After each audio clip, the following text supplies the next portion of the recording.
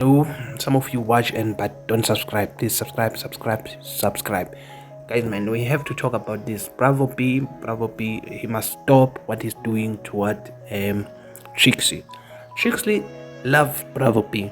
Bravo B love Trixie. I don't know where's the problem with Bravo.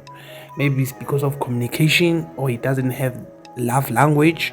You know, when you with your partner, we saw them, I think, after Thursday.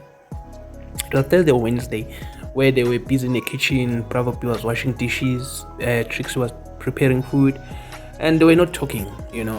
And you see, who's this? Trixie trying, to form a conversation, but you can tell Bravo B, I don't know, it's because of, when you're sitting with your partner, you're chilling, you have to have that conversation, future, or just general conversation. I think Bravo B is lacking on that. I mean, obviously we know he's from rural area, but come on, man, can you just pick up a bit, man? Pull up your socks a bit, man.